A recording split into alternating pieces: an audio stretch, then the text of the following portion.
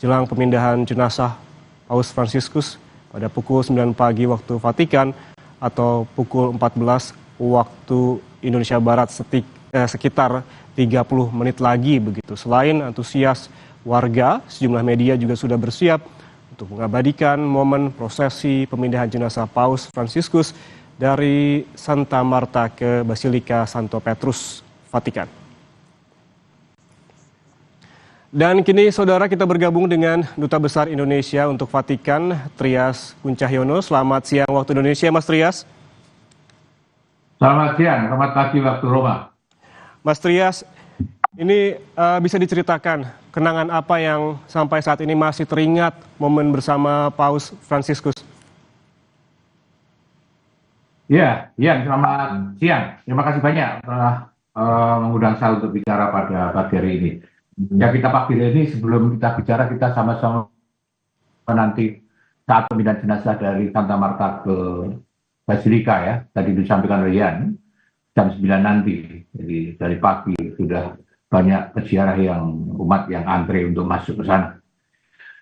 Ya, saya seperti yang sudah pernah saya sampaikan, beberapa kali saya bertemu dengan Paus almarhum, 14 kali kira-kira bertemu dengan beliau, dan terakhir kira-kira bertemu langsung maksud saya kira-kira bulan Februari atau Maret gitu ya, ada acara di sana, saya bertemu langsung. Bagi saya, sejak pertemuan pertama dulu tahun Desember 2023, 11 Desember 2023, ketika saya menyampaikan kredensial surat kepercayaan sebagai Duta Besar untuk Tata Suci Vatikan, bisa diterbitkan, Paus itu menurut saya memang sosok yang sangat perhatian, itu bisa saya katakan. Kenapa saya katakan sangat perhatian? Karena setiap kali kita berbicara, Paus selalu melihat langsung eye to eye dengan lawan bicara itu, tidak pernah menoleh ke kiri atau ke kanan sama sekali. Artinya begitu perhatian pada lawan bicaranya, dan kemudian yang nampak di kita, dia cepat hafal dengan kita semua. Karena dalam pertemuan saya yang kedua atau ketiga itu, dari sekitar 14 kali pertemuan itu, Paus sudah mengenal saya. Karena ketika bertemu, Paus langsung mengatakan, we meet again, Ambassador Indonesia. Langsung mengatakan begitu, artinya mengenal. Dan ketika pertemuan pertama, maka saya sangat terkesan ketika pertemuan yang terakhir itu. Tadi saya sampaikan kira-kira bulan Februari atau Maret, saya lupa, ada acara di Santa Marta, bukan di Basilika, bukan di Istana Kepausan, tapi di Santa Marta. Saya hadir di situ dalam pertemuan bisnis, ya. Kemudian saya duduk di paling depan. Ketika Paus masuk ke ruangan dengan duduk di kursi roda didorong, itu yang tanpa saya duga, kursi roda didorong dan mengarah ke saya.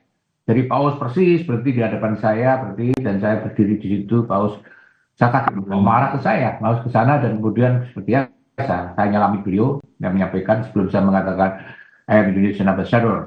Paus sudah mengatakan Indonesia Ambassador, ya, kabar gitu ya. Itu jadi saya sangat mengesankan ya, artinya sangat mengenal. Dan tadi saya sampaikan sangat perhatian. Tapi yang sangat mencolok bagi saya dan buat banyak orang tentu yang sudah kita lihat juga masyarakat sampaikan. Tadi saya juga lihat siaran dari Kompas TV bagaimana suasana di kedutaan besar Vatikan di Jakarta, di Nusa Karena apa? Jatuh hatinya banyak orang kepada sosok Paus, dan itu juga saya rasakan, ya, kesederhanaannya, kerendahan hatinya, kerendahan dan kerendahan hatinya, itu yang sangat menonjol dalam diri Paus. Kita lihat waktu berkunjung Indonesia dulu, Paus tidak menggunakan mobil, belum kali-kali saya sampaikan, tidak menggunakan mobil yang sangat mewah, ini dan itu, sedan atau apa, tapi memilih mobil yang banyak digunakan oleh masyarakat Indonesia. Bahkan di Roma, di Vatikan, sehari-hari Paus juga, saya katakan hanya menggunakan mobil yang sederhana juga. Ya. Meskipun sebetulnya saya pernah baca dan dengar bahwa Paus mendapat sumbangan mobil dari pabrikan di Jerman sana, tapi mobil diterima, kemudian dijual, dan kemudian duit hasil penjualan disumbangkan kepada masyarakat banyak yang membutuhkan, yang kurang makan dan sebagainya. Tapi Paus memilih menggunakan mobil yang sangat-sangat sederhana, yaitu yang biasa digunakan masyarakat Italia, ya Fiat 500, mobil kecil warna putih, ya, jadi itu. Nah, yang sangat menonjol bagi saya selain sederhana itu, Paulus adalah sosok yang konsisten, konsisten dari awal sampai akhir, konsisten pada kesederhanaan, konsisten pada perjuangan untuk menciptakan perdamaian. Ya, kita lihat dalam pesan terakhir pada saat memberikan berkat Urbi et Orbi hari Minggu pada Minggu Paskah. Sekali lagi pada saat terakhir Paus masih menyerukan perdamaian di sebuah negara, di konflik di Timur Tengah antara Palestina, Israel dan Palestina, konflik di Ukraina, konflik kedangan juga di sebelah negara di Kongo Selatan dengan negara Afrika, kemudian di Yaman, kemudian disebut juga di Azerbaijan, kemudian disebut juga di Myanmar. Artinya apa? Itu konsisten terhadap upaya untuk mencari perdamaian. Ya, jadi memang Pope of Peace, ya, paus perdamaian ini, paus perdamaian. Paus perdamaian juga Pope of Mercy, paus kebelas kasih yang sangat mengasihi semua orang. Ya, kita lihat di Jakarta waktu itu semua orang yang datang padanya diterima, tidak peduli siapapun mereka. Ya, kita lihat sepanjang jalan setiap kali berhenti, setiap pergi dan menerima banyak orang. Itu juga terjadi di Roma, di Italia. Setiap kali pergi juga seperti itu. Jadi Pope of perdamaian. Paus Benjamin juga Pope of Mercy, paus kebelas kasih yang sangat mengasihi semua orang. Ya, kita lihat di Jakarta waktu itu semua orang yang datang padanya diterima, tidak peduli siapapun mereka. Ya, kita lihat sepanjang jalan setiap kali berhenti, setiap pergi dan menerima banyak orang. Itu juga terjadi di Roma, di Italia. Setiap kali pergi juga seperti itu. Jadi Pope of Mercy, Pope of Peace itulah Paus Fransiskus yang sesuai dengan namanya, Fransiskus.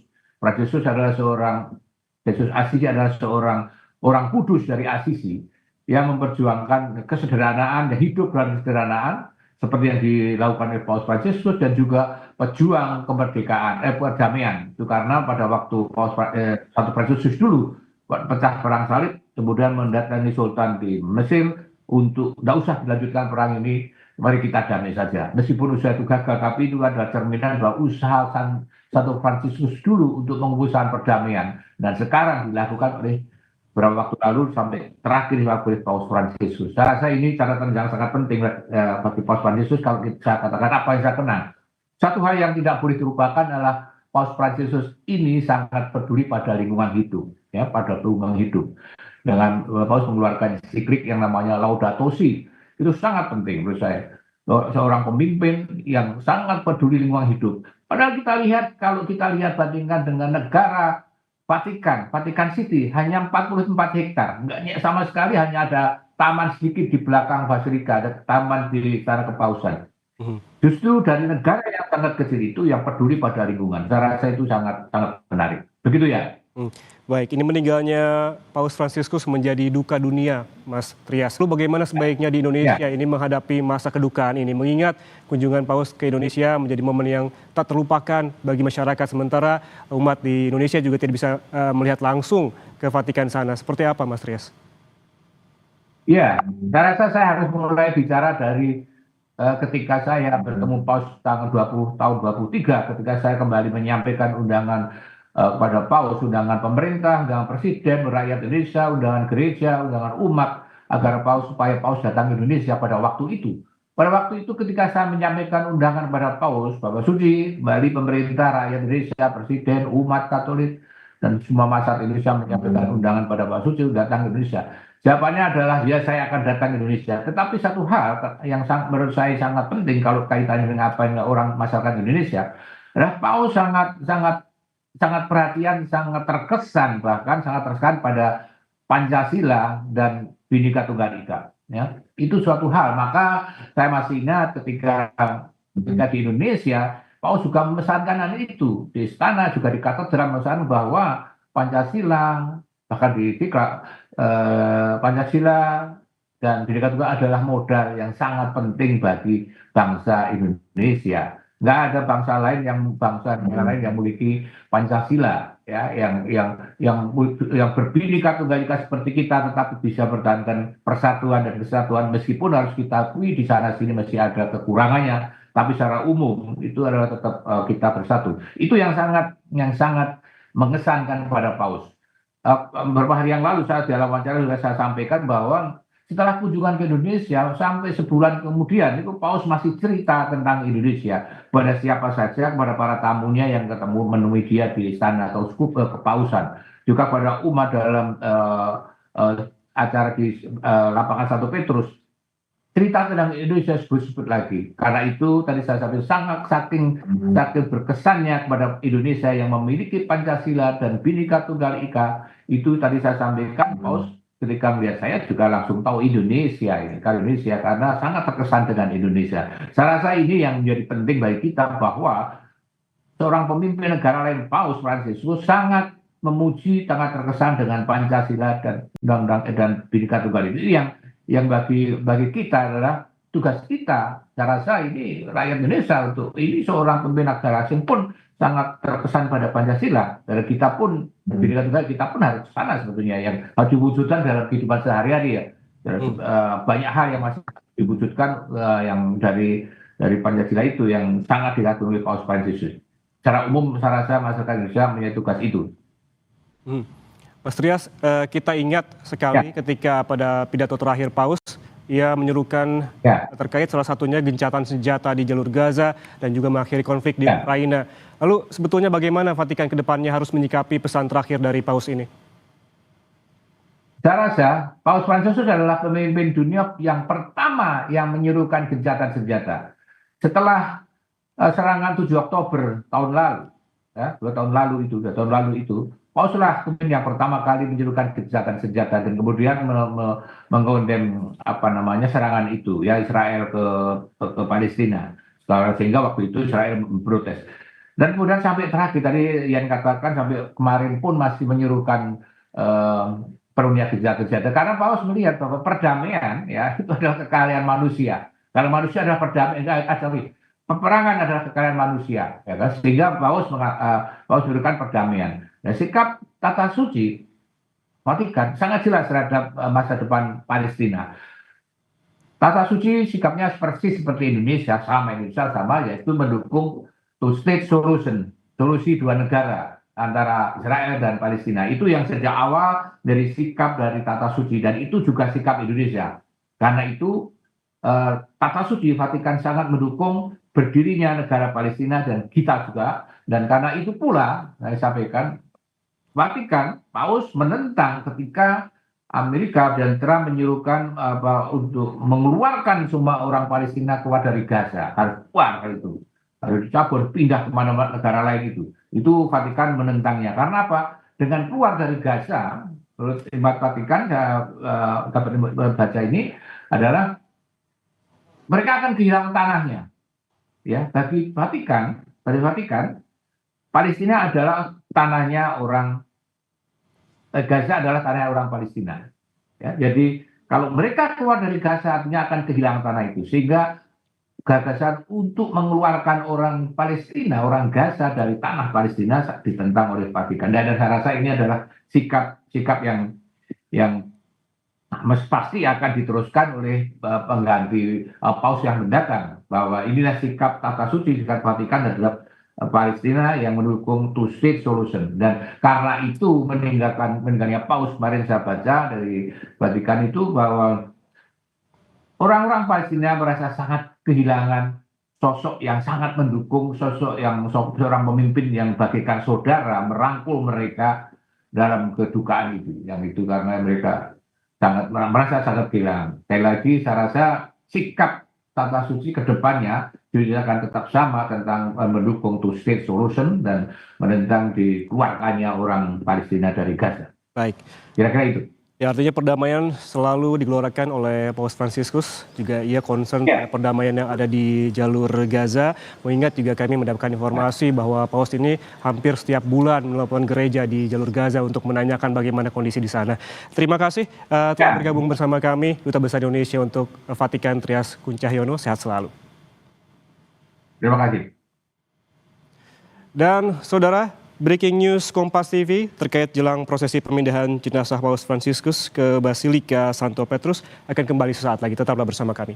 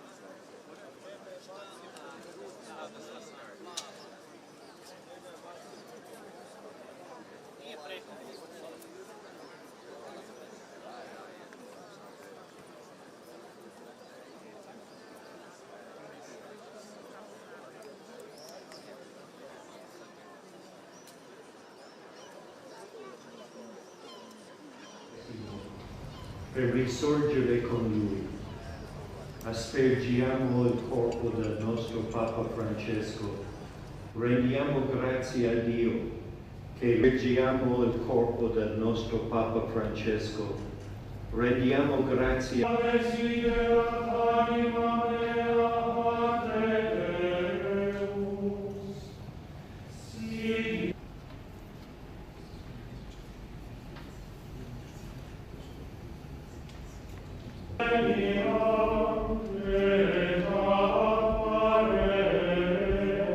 nella luce della beatitudine eterna.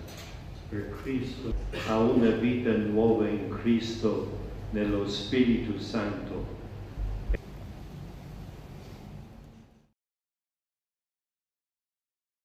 Jelang prosesi pemindahan jenazah Paus Fransiskus ke Basilika Santo Petrus.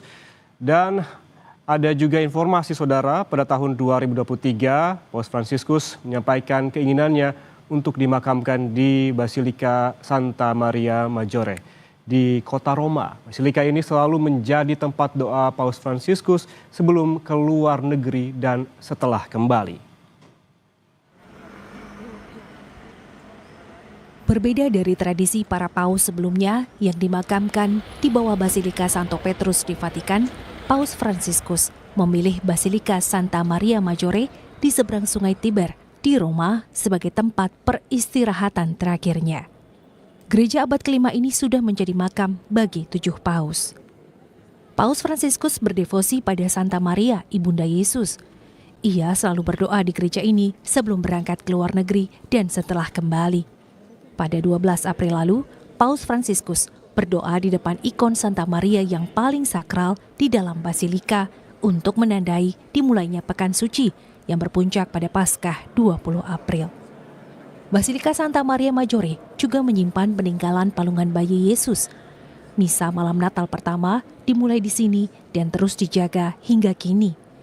Selain itu, jenazah Santo Matius dan Santo Jerome juga disemayamkan di dalamnya.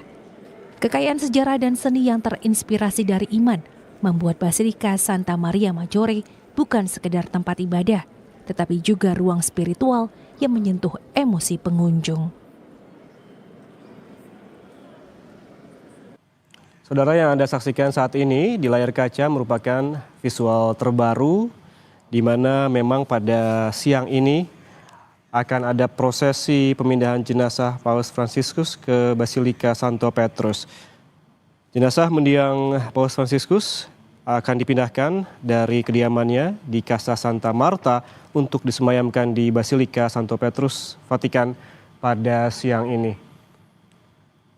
Dan kantor pers Tahta Suci pada Selasa kemarin menyatakan bahwa mendiang Paus Fransiskus akan disemayamkan di Basilika hingga hari pemakaman pada Sabtu agar umat bisa memberi penghormatan terakhir. Saudara, dan untuk mengetahui persiapan jelang pemindahan jenazah Paus Fransiskus ke Basilika Santo Petrus, kita langsung tanyakan kepada kontributor Kompas TV di Roma, ada Antonius Agnandito. Anin, selamat siang waktu Indonesia. Ini dijadwalkan prosesi berlangsung pada jam 2 siang waktu Indonesia Barat atau pukul 9 pagi di Vatikan. Lalu bagaimana persiapan jelang pemindahan jenazah Paus Fransiskus saat ini dari pantauan Anda? Iya, halo, selamat siang, Ian Rahman. Memang sekarang di sini sudah ada banyak persiapan yang dipersiapkan untuk melaksanakan upacara pemindahan jenazah Paus dari Casa Santa Marta menuju Basilika Santo Petrus. Memang di sini sudah terlihat banyak persiapan dalam bentuk banyak sekali keamanan yang sudah disiapkan di sini. Keamanan mungkin ada sekitar ada ribuan petugas keamanan yang menjaga banyak titik, keamanan juga diperketat, juga banyak sekali, mungkin bisa dilihat di sekeliling saya, media-media dari internasional yang sudah bersiap untuk eh, meliput prosesi pemindahan jenazah paus, dan juga selain itu ada juga eh, petugas-petugas kesehatan yang untuk memastikan supaya jika ada kenapa-napa terhadap peziarah semuanya berjalan dengan baik dan lancar. Gitu, ya Norma. Ya, Siap. Anin, kemudian apa saja rangkaian dari prosesi pemindahan jenazah Paus Fransiskus? Jalur apa saja yang akan dilewati oleh iring-iringan nanti? Baik, terkait jalur dan mungkin apa saja prosesi yang akan dilakukan, seperti yang sudah kita ketahui bahwa memang prosesi pemindahan jenazah paus dari Casa Santa Marta menuju Basilika Santo Petrus dimulai dari jam 9 pagi waktu setempat. Jadi mungkin sekitar 10 menit dari sekarang. Eh, Prosesi ini akan dimulai dengan misa yang akan dilakukan di dalam Casa Santa Marta. Misa itu hanya akan dihadiri oleh para kardinal-kardinal, para uskup, dan beberapa tamu-tamu undangan yang diundang oleh Vatikan. Karena memang lokasi Casa Santa Marta tidak dibuka untuk umum dan terletak di dalam tembok Vatikan. Jadi misa itu akan dipimpin oleh Camerlengo atau penjaga rumah tangga Vatikan yang adalah Kardinal Farrell. Dan setelah dari misa itu di dalam Casa Santa Marta, jenazah Bapak Suci Paus Fransiskus akan mulai dibawa ke Basilika Santo Petrus. Pertama akan melewati Piazza Santa Marta, di mana memang di situ juga sudah ada beberapa uskup-uskup atau romo-romo yang datang ke dalam tapi tidak masuk ke dalamnya Casa Santa Marta. Dari situ akan melalui jalur khusus karena memang semuanya di dalam Vatikan, untuk dibawa ke Basilika Santo Petrus. Jadi memang selama masa pengiringan atau membawa jenazah Bapak Suci Paus Fransiskus, proses ini juga memiliki ritual-ritual atau tradisi-tradisi tertentu. Memang selama jenazah Paus Fransiskus dibawa dari Casa Santa Marta menuju Basilika, juga akan dinyanyikan litani orang suci secara terus-menerus hingga Paus Fransiskus sampai di dalam Basilika. Ketika Paus Fransiskus sampai di dalam Basilika, akan dilanjutkan lagi upacara singkat yang akan semuanya terus dipimpin oleh Kardinal Farrell, Camerlengo Vatikan, dan kemudian akan ditutup dan publik baru bisa memasuki atau melihat langsung tubuh jenazah Bapak Suci Paus Fransiskus hari ini tanggal 3 April pada jam 11 pagi di sini dalam Basilika Santo Petrus. Ini tuh. Ya, Anin, bisa dijelaskan seperti apa sederhananya timeline-nya begitu, mulai dari pemindahan Paus Fransiskus kemudian hingga pemakaman nantinya yang akan dilangsungkan di hari Sabtu, Anin. Baik, mungkin kalau secara timeline singkat yang sudah diumumkan oleh kantor pers Tata Suci atau Vatikan, yang sudah kita ketahui pasti tanggalnya adalah hari ini tanggal 23 April akan diadakan prosesi pemindahan jenazah Bapak Suci Paus Fransiskus dari kediamannya di Casa Santa Marta menuju Basilika Santo Petrus. Seperti sudah saya sampaikan tadi, di Basilika Santo Petrus sendiri publik baru bisa mulai melihat Bapak Suci Paus Fransiskus dari jam 11 dan hingga jam 7 malam. Itu akan dilakukan setiap hari sampai hari Jumat, di mana besok hari Kamis publik mulai bisa melihat dari jam 7 pagi sampai jam 7 malam, dan hari Jumat juga hal sama, dari 7 pagi hingga 7 malam. Nah, untuk hari Sabtu seperti yang kita sudah ketahui tanggal 26 akan dilaksanakan misa funeral atau misa pemakaman Bapak Suci Paus Fransiskus. Memang untuk jalur pastinya dan detail-detail exactnya tidak dipublish oleh Vatikan oleh berbagai macam alasan, salah satunya alasan keamanan. Tapi sudah kita ketahui adalah misa akan dilaksanakan pada jam 10 pagi di sini, 10 pagi waktu setempat. Dan misa itu akan dipimpin oleh Kardinal Giovanni Battista Re, yang adalah masa-masa dalam artian harus menggunakan kendaraan ke sana. Mungkin sekitar 15 menitan menggunakan mobil dari Basilika Santo Petrus. Jadi kalau misalnya Bapak Suci Fransiskus akan dibawa menggunakan mobil menuju Basilika Santa Maria Maggiore, tentunya akan ada iring-iringan yang akan melewati via ada Canzone ini dan menuju sampai Basilika Santa Maria Maggiore, di mana Bapak Suci Paus Fransiskus menyatakan bahwa beliau ingin dimakamkan di situ karena itu adalah gereja di mana beliau selalu berdoa untuk mendevosikan dirinya kepada kepada Santa Maria. dan beliau selalu berdoa di situ setiap sebelum dan sesudah perjalanan apostolik beliau. Jadi begitu, ya Rahma. Baik, berarti artinya persiapan juga terus dilakukan jelang pemindahan jenazah Paus Fransiskus ke Basilika Santo Petrus.